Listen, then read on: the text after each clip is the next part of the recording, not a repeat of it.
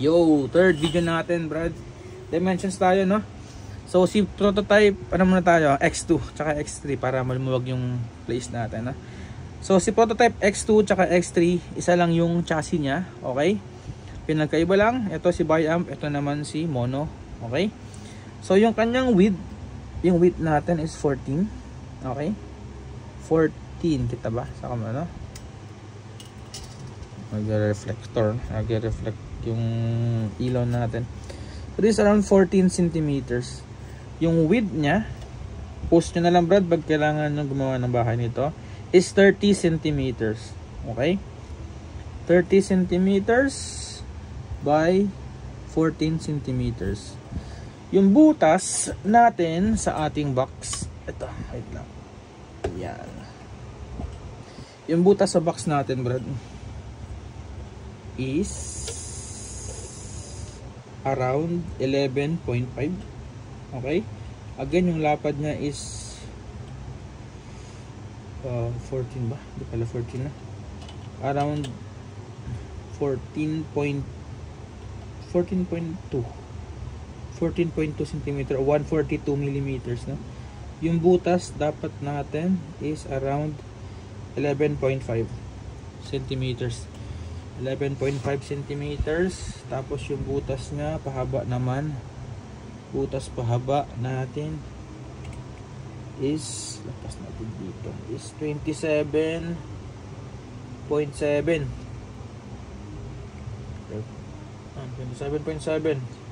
ang butas dapat niya, or 27.7 ang butas. Okay, so tapos na tayo kay X2 tsaka kay X3. Tabi ko lang ito, Brad. Tabi ko lang din to kasi okay, next natin si M2. Si Z2, Brad, andun yung dimension niya sa first video pero sukatin mo na lang ulit. For M2, dimensions natin, Brad, is 16 centimeters. Kita ba? Yan, 16 centimeters. Yung lapad naman niya, Brad, kapal ng ano niya, kapal ng kaha niya is 42, 16 by 42. Tapos yung butas natin sa ating box ay 39.5. Tapos yung lapad naman ng butas, sundan natin to, 39.5 by 13.5 by 13. Ayan, 39.5 by 13 dapat yung butas natin. Or pwede natin ano, or 13.5 pwede din. Okay, yun yung M2 natin. Next natin, Brad, si Z2 ulitin natin. Si Z2 natin, post muna lang, Brad, pag kailangan muna magbutas, no? Or si Z2 natin, Brad, is 38. Si MO 450 dB tsaka Z2 parehas lang yung chassis, so parehas lang yung dimension. This is 38 cm by 14 cm. 38 cm by 14 cm. Again, yung butas naman niya sa likod, ang haba naman is 14, sorry, naka-inch tayo, is around 35 cm. 35 cm by 35 cm by 11.5. Okay, kasama na din yung screw sa gilid. 11.5, Brad. Yan. Yun lang yung dimensions niya. Ano pa ba? Again, pag kailangan nyo ng piyesa, Brad, we have available parts nito. 3 months warranty. Okay, covered lang is yung kung ano lang yung tawag yan, factory defect parts, no? Anything na damage nyo, habang nag-assemble, no? Again, kaya ano kayong factory dito, Brad, Sa AMO450 pala natin, wala siyang short circuit. Okay, meron siyang short circuit protection pero mahina. Okay, at isa ako dun sa nakasunog, kaya tinanong ko si factory. At isa rin yung sa reason kung bakit ako nagpalit nito. So ang sabi naman sa akin ni factory Brad is actually hindi naman problem ang short circuit sa mga modules, kasi hindi naman yan tulad ng naka rack type na mga amplifiers na baklas, no, yung ating mga cables, no, yung ating speak on baklas tanggal sa may amplifiers natin, no, baklas tanggal, yung iba wala pang speak on, ginagamit lang yung binding post lang, di ba? So common sa mga binding post is yung circuit short circuit. So sabi nila, bakit naman ko-consider yun? Eh kung yung mga RCF naman, mga JBL, yung mga ibang wala na mga short circuit protection kasi naka built in na yun sa loob hindi mo na babaklasin. So tama nga naman, meron naman silang logic dun, no? So nasa paggawa na lang talaga ng maker, na mga box maker natin, or yung mismong ikaw na nag-assemble, kung paano mo take care, paano mo pagandahin yung pagkakabit-kabit sa loob, no? Pag sinolda mo, kasi may mga protection ka, may mga, alam mo yun, may mga plastic or yung iniinit na yung tube ba yun? Yun. So ayun. And then itong itong module naman ito ng prototype natin, meron siyang circuit, sabi sa akin. Ang pag naka short circuit naman ito is sa shutdown siya, pero hindi ko na-test Brad, kasi ba't ko test, sasayangin ko, masira pa o magkamali ako, proven na hindi ko na-test kasi ang point lang naman is hindi naman yan gagalawin talaga, dapat nakaayos na talaga sa loob. Pero sabi niya dito, may chat ako kung gusto niyo makita, is meron siyang tawag yun, yung short circuit protect, mag-go off daw siya in case daw may nag-strand wires na mag-go off daw siya, magre-restart, tapos hihina yung tunog.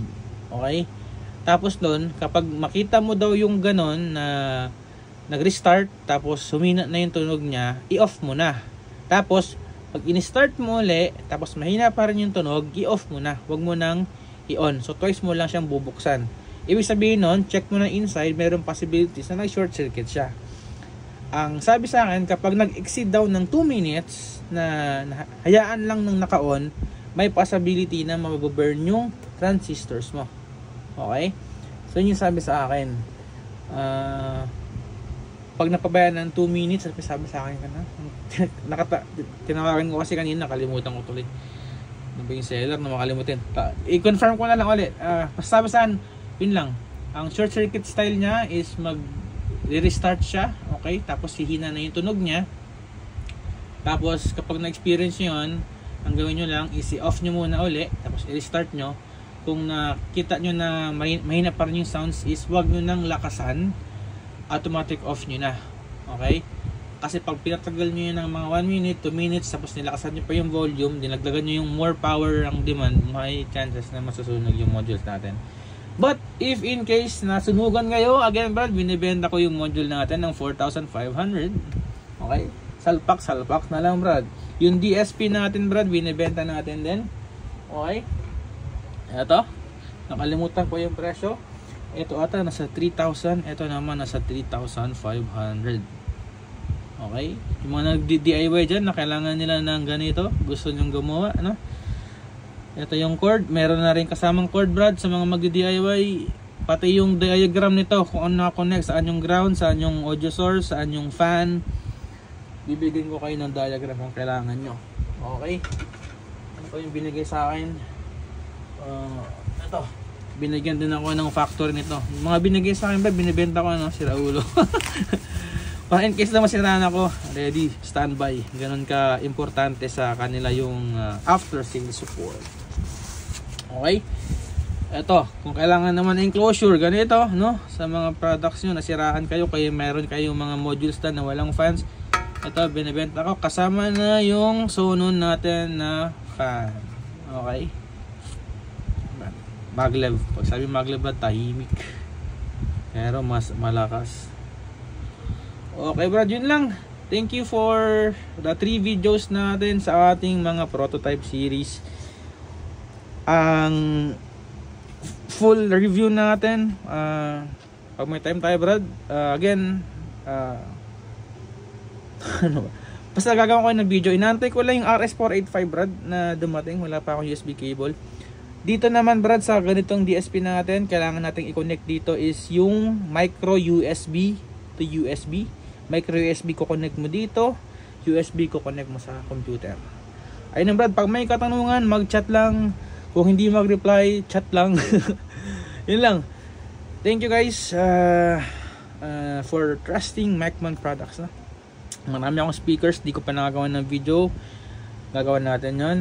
Meron pa tayong parating ng iba pa mga speaker designs. Meron pa tayong mga parating ng mga other neodymium na speakers na basta kung magustuhan nyo, bilhin nyo. Kung ayaw nyo, walang problema, ako gagamit. And what else? Yung Black Ultima natin Brad, just to update you, Black Ultima natin na sold out na agad siya. Hindi ko na na-post, pinuntahan agad ako dito sa bahay. Yung 2 units natin na DX15, yung D18 natin sold out agad. Thank you sa pangalan yun, taga Pangasinan, taga Cebu. Meron tayong parating Black Ultima natin Brad, just to update you sa products natin, no? D25 natin Brad is phase out. Hindi ako pinagbigyan ng factory kasi meron silang minimum na 20 pieces. Hindi ko kayang bumili ng D25 na 28k pesos. So ngayon meron tayong bagong D25, mas maangas, mas maganda, very common, parang Admark yung design, no? Papakita ko sa inyo, that is mas mahal nga lang Brad, nasa 40,000 pero 2,500 watts pa rin, mas maraming capacitors. Wait soon lang kasi pupunta na ako ng Music Manila, inabangan ko din yung competition natin kung magkano presyohan nila. Ay, makausap din ako dun sa supplier sa Music Manila na from China, na dun kami mag-meet up, mag-discuss meeting para sa mga enclosures ng box namin. Ayun lang, it takes time Brad. What else bang natin? Yung D18 natin, yung mga nagtatanong, DX15 Brad, September pa uli ang next delivery, ginagawa na uli next batch ngayon. Umorder na ako ng 4 pieces ngayon kasi lagi na uubos. Ano pa ba? Wait lang guys, meron pa tayo ng ibang products na parating, accessories natin, horns, line array natin ng mga kabitan. Ano pa nga ba yung ano nun? Yung nag-order ko, yung microphones natin Brad. Meron tayong bago na hindi nyo pa nakikita, mas reliable. Yung isang brand doon is already existing, kilala nyo na rin yun. Hindi ko na ni-rebrand kasi branded na rin talaga siya. Pero meron din akong specific product na sarili ko rin, which is branded na nga siya pero ni-rebrand ko pa rin. Pero pumayag naman yung factory. Yung PSC natin, power sequencer Brad, andyan na sa costumes. 2 weeks na hindi pa nire-release. Kaya abang-abang lang 2 weeks na. Sana this week ma-release na rin yun. Okay? Yun lang. Thank you guys for supporting Mecman products. And see you in the next video. Excited na ako para sa another natapos na kami sa project namin sa Norway. Kaya ngayon makakapag-focus muna ako unti sa Mecman Audio. Thank you guys.